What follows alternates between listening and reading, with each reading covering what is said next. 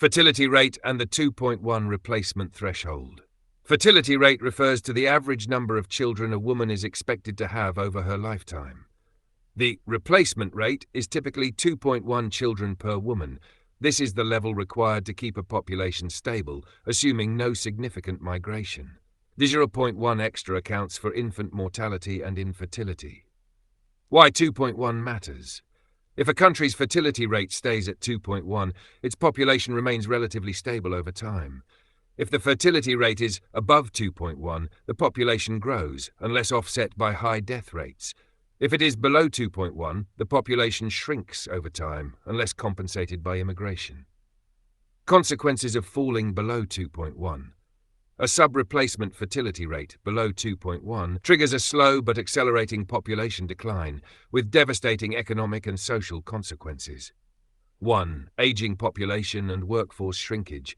Fewer young people enter the workforce, while retirees increase. This burdens pension systems, healthcare and welfare programs. 2. Economic decline. Fewer workers mean lower productivity, reduced innovation and a shrinking tax base. Labour shortages force companies to automate or relocate production. 3. Collapse of social systems. Social programs, pensions, healthcare rely on a large workforce supporting retirees. If the worker-to-retiree ratio drops too much, the system becomes unsustainable. 4. Housing and real estate crashes. Fewer people mean lower demand for housing, leading to price collapses. This erodes wealth, particularly in countries where real estate is a key investment. 5. Loss of military strength and geopolitical power. Countries with shrinking populations lose the ability to field large armies. Declining economic output reduces geopolitical influence. 6. Cultural and regional depopulation. Entire towns and regions become ghost towns. Fewer young people means less cultural and technological innovation. Timeline of decline. The effects are gradual but become exponential as the fertility rate stays low. 10 to 20 years. Workforce shortages begin as fewer young people enter the job market. 30 to 40 years. Pension systems become unsustainable, leading to economic crisis. 50 to 100 years. Entire nations can shrink dramatically, e.g. Japan, South Korea. Beyond 100 years, without immigration or drastic changes, populations may halve or even collapse entirely. Current examples of declining fertility: Japan 1.3, South Korea 0.7, Italy 1.2, China 1.2. Severe long-term population shrinkage expected. US 1.6, Canada, Germany 1.5, below replacement but softened by immigration. France 1.8, UK 1.6, declining but not as fast due to policy interventions. How to prevent population decline. Governments and societies have a few options. 1. Economic incentives for families. Cash payments for children, France, Hungary, Sweden. Tax breaks for parents, Germany. Subsidized housing for young families. 2. Work-life balance policies. Paid parental leave, Nordic countries. Flexible work arrangements to allow parents to balance jobs and children. Affordable daycare and early childhood education to ease the cost burden. 3. Cultural and social shifts. Promoting marriage and family values through media and education. Reducing career versus family trade-offs, especially for women. 4. Immigration. Many countries use immigration to offset declining birth rates, but this only delays the issue if fertility remains low. Can this be reversed? It is extremely difficult. Once birth rates fall below 1.5, countries rarely recover. Government programs take decades to show effects. Cultural shifts are hard to reverse.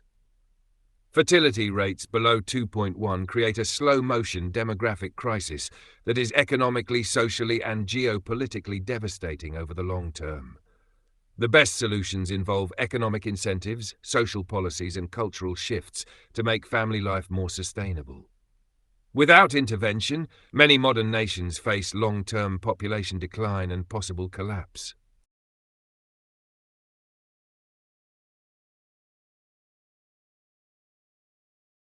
Yes, Canada is aggressively increasing immigration to prop up its housing market, economy, and tax base. The government has openly stated that high immigration levels are necessary to counteract declining birth rates, currently 1.4 children per woman, and an aging population. Why immigration? 1.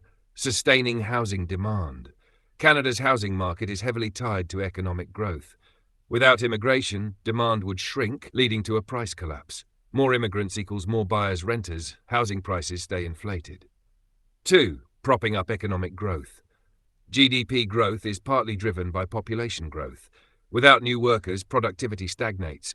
Immigrants fill job vacancies, especially in lower-wage sectors. 3. Funding social services. Canada's welfare state, healthcare, pensions, relies on a large working-age population. With fewer births, immigration is the only way to keep the system from collapsing. But it's causing major problems. Skyrocketing housing costs. Immigration fuels demand, but housing supply isn't keeping up. Prices in major cities, Toronto, Vancouver, have become unaffordable. Even rents are skyrocketing, pricing out many Canadians. Wages stagnating. More workers competing for jobs equals downward pressure on wages. Many immigrants end up in low-wage work despite high qualifications. Strain on infrastructure. Public transit, healthcare, and education are overwhelmed. Cities weren't designed for such rapid population growth. Cultural and social tensions. Some Canadians feel immigration is changing the country too fast. Concerns over integration, job competition, and housing affordability are rising. The government's perspective. The Trudeau government has set record-high immigration targets, bringing in over 500,000 new permanent residents per year. They argue it's necessary to prevent economic stagnation due to Canada's low birth rate. The reality: immigration is a short-term fix. It props up the housing market and GDP, but doesn't solve the underlying demographic crisis. If birth rates stay low, Canada will have to keep increasing immigration indefinitely. This creates a cycle where housing remains unaffordable, and the country relies on endless population growth to maintain economic stability. Long-term outlook. If Canada doesn't address its fertility decline, it will become dependent on immigration forever to prevent a population collapse. If the housing crisis worsens, younger Canadians may leave for cheaper countries, accelerating the problem. Without better family policies, like those in France or Hungary, Canada may hit a demographic tipping point where even high immigration can't prevent long-term decline. So yes, Canada is flooding the country with immigrants, largely to sustain its housing market and economic growth. But this isn't a sustainable solution in the long run.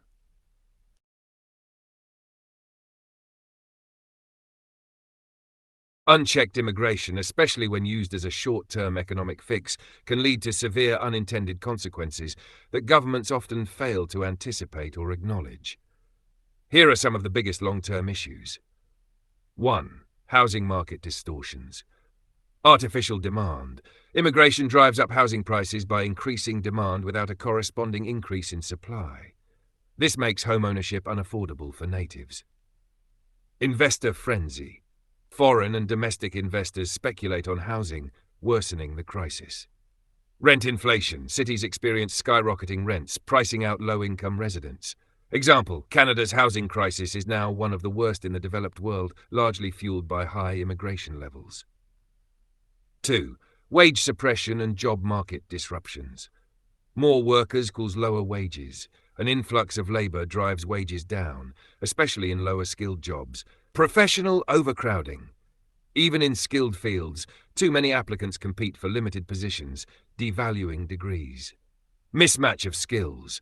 Many immigrants struggle to get jobs matching their qualifications, creating economic inefficiencies. Example: in the US, mass immigration in the 1990s and 2000s led to wage stagnation for blue-collar workers. 3. Overloaded infrastructure and public services.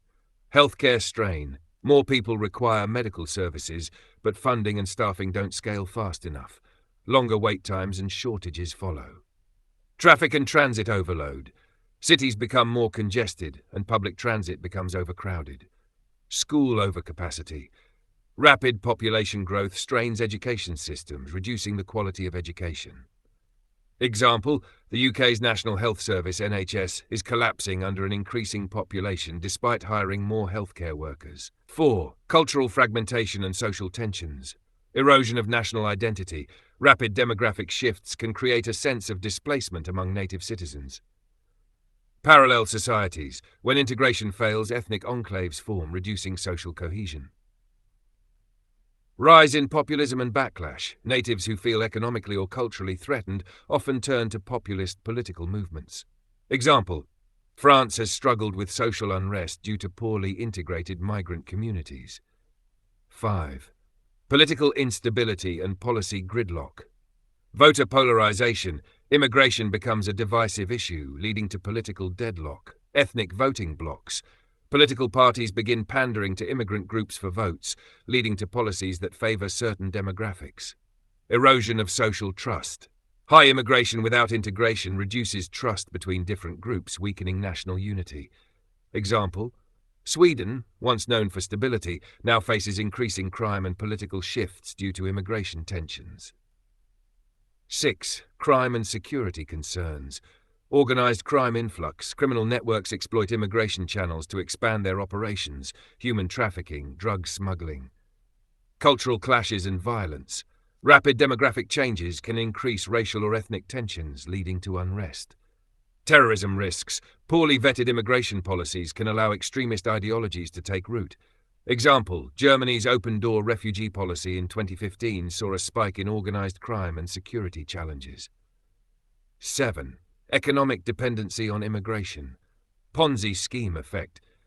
If fertility rates remain low, the country becomes permanently dependent on immigration to sustain the economy. Aging immigrant populations. Over time, even immigrant populations age, requiring yet more immigration to replace them. Structural unemployment. If native workers become too reliant on government aid, they may be displaced by cheaper immigrant labor. Example: Japan, despite low immigration, is investing in automation rather than relying on endless population growth. 8. Loss of sovereignty and control. Demographic overhaul. In extreme cases, unchecked immigration can completely alter a nation's cultural and demographic makeup. Foreign influence. Countries that send large numbers of immigrants can influence domestic politics, e.g. China, India, or Middle Eastern nations funding political campaigns. Border control erosion. When migration is too high, enforcement becomes impossible, increasing illegal immigration. Example: Lebanon experienced a demographic crisis due to mass refugee influxes, destabilizing its economy and political system. Bottom line: unchecked immigration creates short-term economic growth but long-term instability if not managed properly. Sustainable immigration requires balance. Integrating newcomers ensures unchecked immigration, especially when used as a short-term economic fix, can lead to severe unintended consequences that governments often fail to anticipate or acknowledge.